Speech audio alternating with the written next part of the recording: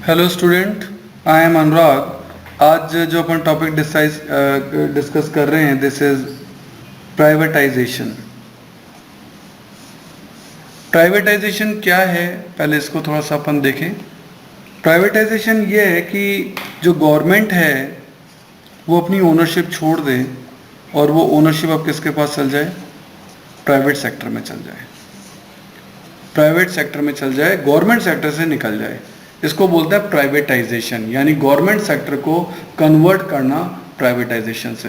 तो इससे क्या फ़ायदा होगा? एक्चुअली देखो, गवर्नमेंट में जब वो काम हो रहा है तो ऑब्वियसली गवर्नमेंट एम्प्लॉय कर रहे हैं जो कि मन लगा के काम नहीं कर रहे हैं। उससे गवर्नमेंट सेक्टर में उन बिजनेस को क्या होता है? नुकसान होता है।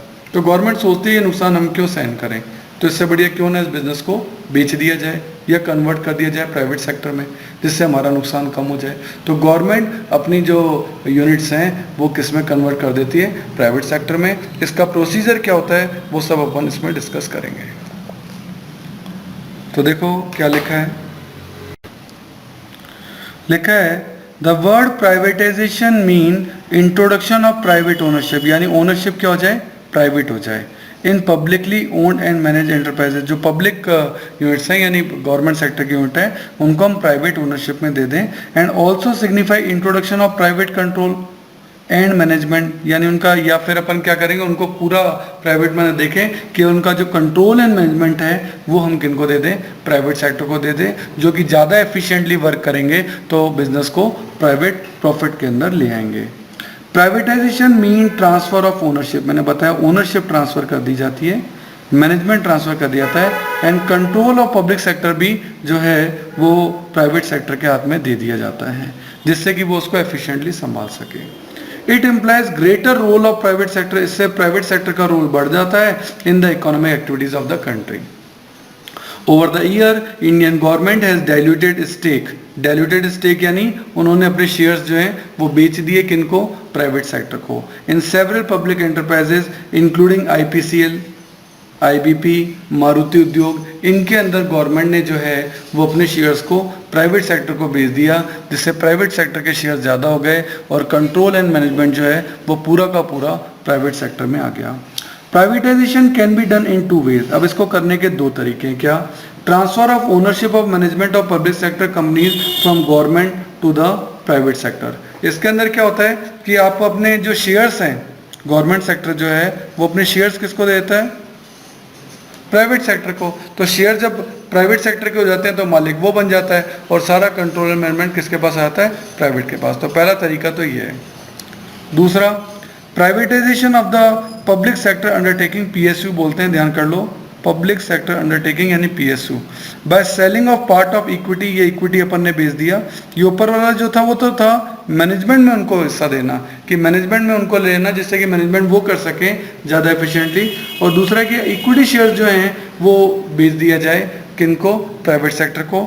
This process is also known as disinvestment. Disinvestment कैसे? देखो, जब गवर्नमेंट ने पीएसयू स्टार्ट किया, पीएसयू यानी पब्लिक सेक्टर यूनिट, तो गवर्नमेंट ने इसमें पैसा लगाया। जब गवर्नमेंट ने इसमें पैसा लगाया तो इस प्रोसेस को क्या कहते हैं? इन्वेस्टमेंट। और जब गवर्नमेंट इससे पैसा वापस से निकाल ले तो इसे क्या कहेंगे? डिसइन्वेस्टमेंट। ठीक है, तो डिसइन्वेस्टमेंट क्या है कि गवर्नमेंट पीएसयू में से अपना पैसा वापस निकाल ले। कैसे? कि उसके इक्विटी शेयर्स जो हैं वो प्राइवेट सेक्टर को बेच दे, तो इसको बोलते हैं डिसइन्वेस्टमेंट।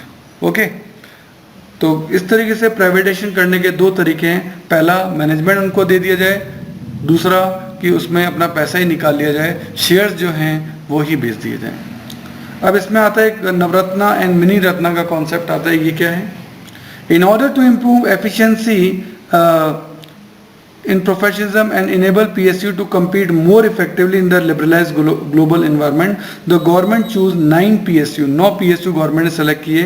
भेल, Bharat Heavy Electricals Limited, BPCL, Bharat Petroleum Corporation Limited, SAIL Steel Authority of India Limited, and declared them Navratna. इनको नवरत्ना डिक्लेयर किया गया in the year 1996। They were given greater managerial and operational autonomy. Autonomy का मतलब है इंडिपेंडेंस। उनको managerial और operational autonomy दी गई, independence दी गई इन टेकिंग वेरियस डिसीजन, कि तुम अपने डिसीजन खुद लो। To run the company efficiently and to increase their profit. क्योंकि देखो गवर्नमेंट के जो पर्सन्स हैं जैसे नेता वगैरह लीडर्स वगैरह हैं, अगर वो इसमें डिसीजन लेंगे तो ऑब्वियस है वो डिसीजन काफ़ी कुछ पॉलिटिकल होंगे। और गवर्नमेंट एम्प्लॉय अगर डिसीजन ले रहा है तो वो इनएफिशिएंटली ले रहा है, वो मन से काम नहीं कर रहा है। एबल तो वो बहुत है, इंटेलिजेंट है, बट वो मन से काम नहीं कर रहा। दैट्स वाई गवर्नमेंट ने उनको ऑटोनॉमी दी कि तुम अपनी तरफ से जो अच्छे मैनेजर्स हैं वो अपॉइंट करो और अपने डिसीजन खुद लो। तो 9 जो PSU चुने उनको नवरत्ना नाम दिया गया और जो है 1996 में ये सबसे पहले जो है वो इवेंट हुआ था। आगे इसके अलावा apart from this 97 other profit making enterprises were granted, उनको भी 97 जो ऑपरेशन PSU थे उनको भी were granted operational financial and managerial autonomy and they were referred as mini Ratna. ये छोटे थे उनसे इसलिए इनका नाम क्या रखा गया, इनका नाम रखा गया mini Ratna. A few example of public enterprises with their status are as follows, कुछ एग्जाम्पल हैं, आप इनके दो एग्जाम्पल एटलीस्ट याद रखें। महारत्ना कौन से हैं, Indian Oil Corporation Limited IOCL, Steel Authority of India Limited that is SAIL SAIL. Navratna में क्या है, भारत हेवी इलेक्ट्रिकल्स लिमिटेड भेल और Mahanagar telephone Nigam limited MTNL। और मिनी रत्ना में जो और छोटे हैं, Bharat Sanchar Nigam limited BSNL, airport authority of India AAI। तो ये महारत्ना, नवरत्ना और मिनी रत्न जो है वो बनाए गए हैं। इनको प्राइवेट सेक्टर में इनका मैनेजमेंट दिया गया है और ये इनका शेयर्स गवर्नमेंट ने बेच दिए हैं, डिसइन्वेस्ट कर लिया अपना पैसा। देन ऑब्जेक्टिव क्या है कि गवर्नमेंट ऐसे क्यों कर रही है, क्यों प्राइवेटाइजेशन कर रही है। The most common and important objective of privatisation are, number 1 improving the financial condition of the government. Government अपना पैसा डिसइन्वेस्ट कर लेती है तो पैसा गवर्नमेंट के पास वापस आ जाता है। तो गवर्नमेंट का पैसा गवर्नमेंट के पास वापस आता है, डिसइन्वेस्ट कर लेते हैं तो गवर्नमेंट का पैसा फ्री हो जाता है और वो किसी और काम में उस पैसे का यूज कर सकती है। Number B raising fund through disinvestment, इससे गवर्नमेंट का पैसा आ रहा है, फंड्स बढ़ रहे हैं। Reduction the workload of the public sector, अब पब्लिक सेक्टर से उसका पीछा छूट जाता है तो अब वो अपने दूसरे कामों में ध्यान दे सकती है। Increasing the efficiency of government undertaking, PSU जो कि अभी तक नुकसान में काम कर रहे थे, गवर्नमेंट ने उनको प्राइवेट सेक्टर में दे दिया उनका मैनेजमेंट तो उनकी एफिशिएंसी बढ़ गई। Providing better goods and services to the consumer, अब वो ज़्यादा अच्छा अपनी क्वालिटी पे वर्कआउट कर सकेंगे तो कंज्यूमर को बेटर क्वालिटी मिलेगी। And bringing healthy competition with in an economy, अब क्योंकि प्राइवेट सेक्टर भी के साथ साथ गवर्नमेंट सेक्टर भी अच्छा वर्क करने लग जाएगा तो एक हेल्दी कॉम्पिटिशन जो है पूरी इकोनॉमी के अंदर डेवलप होगा। तो ये तो ऑब्जेक्टिव है। अब इसके फेवर में कुछ आर्गुमेंट्स हैं कि भाई प्राइवेटाइजेशन करना चाहिए, it is a good activity. क्या argument in favour of privatization, पहला रिडक्शन इन बजटरी डेफिसिट।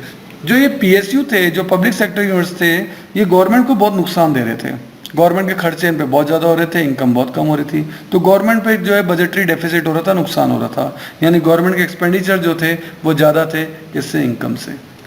तो इसीलिए गवर्नमेंट ने क्या किया कि इन PSU से छुटकारा पाया और इनको प्राइवेट सेक्टर में दे दिया जिससे ये नुकसान अब गवर्नमेंट को ना लगे। कॉम्पिटिटिव एनवायरनमेंट, अब ये PSU में अच्छे मैनेजर्स आ गए तो ये भी अच्छा वर्किंग करने लग गए, अच्छी क्वालिटी गुड्स और सर्विसेज की देने लग गए, तो प्राइवेट सेक्टर से अब इनका अच्छा कंपटीशन हो रहा था।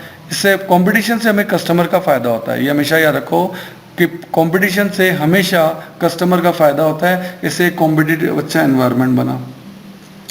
बेटर मैनेजरियल एफिशिएंसी, जो गवर्नमेंट एम्प्लॉय थे वो मन लगा के काम नहीं कर रहे थे, इस कारण से अच्छी मैनेजरियल एफिशिएंसी नहीं थी।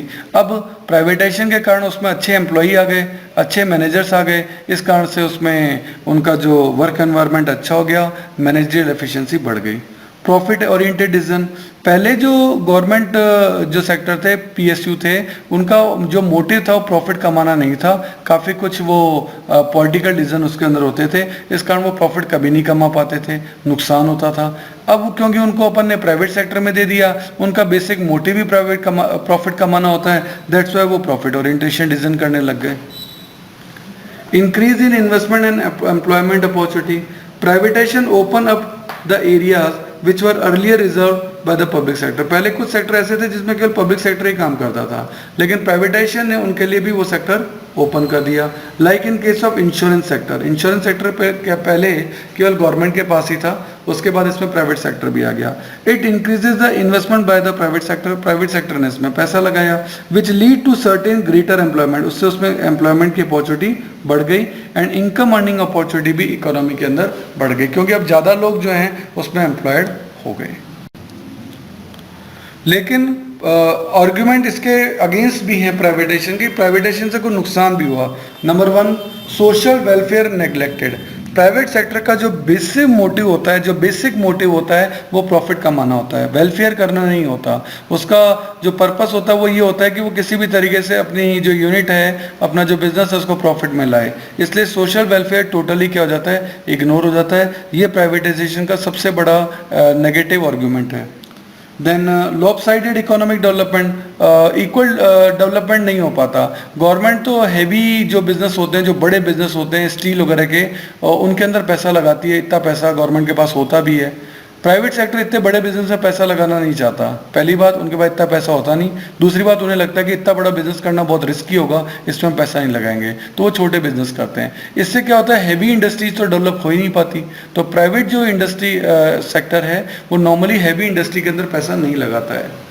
Then concentration of economic power, जब हमने सारी ही चीज़ें प्राइवेट सेक्टर में दे दी तो हो सकता है कि प्राइवेट सेक्टर ही ज़्यादा डेवलप हो जाए और गवर्नमेंट सेक्टर धीरे धीरे कमज़ोर होकर ख़त्म हो जाए। तो इससे क्या होगा, इकोनॉमिक पावर पूरी की पूरी किसके हाथ में चल जाएगी, प्राइवेट सेक्टर के हाथ में चल जाएगी, जो कि इकोनॉमी के लिए अच्छा नहीं है। क्योंकि इंडिया जो है वो एक मिक्स इकोनॉमी है और मिक्स इकोनॉमी में प्राइवेट सेक्टर और पब्लिक सेक्टर दोनों एग्जिस्ट करने चाहिए। अगर सारी की सारी पावर प्राइवेट सेक्टर के हाथ में चले गई तो गवर्नमेंट सेक्टर कमज़ोर हो जाएगा और सोशल वेलफेयर टोटली नेग्लेक्ट हो जाएगा। Then rise in level of unemployment, private sector जो है वो कंप्यूटर्स वगैरह को इंट्रोड्यूस करता है या वो शॉर्ट टेक्निक्स अपनाता है और इस कारण से वहाँ रिट्रेंचमेंट छंटनी वगैरह है वो लगातार चलती रहती है। इस कंडीशन में अनएम्प्लॉयमेंट जो है वो बढ़ता है, क्योंकि उसको अपनी कॉस्टिंग कम करनी है तो वो कम एम्प्लॉयज़ के थ्रू काम करेगा, इसलिए वो कई एम्प्लॉयज़ को निकाल देता है। इस कारण से क्या होता है कि अनएम्प्लॉयमेंट जो है वो फैलता है। तो प्राइवेटाइजेशन के फ़ायदे भी हैं, नुकसान भी हैं। इसमें आर्गूमेंट में 3-4 आप अगेंस्ट में भी याद करें, 3-4 आप फेवर में भी याद करें, काफ़ी इंपॉर्टेंट टॉपिक होगा। ठीक है, ओके, थैंक यू।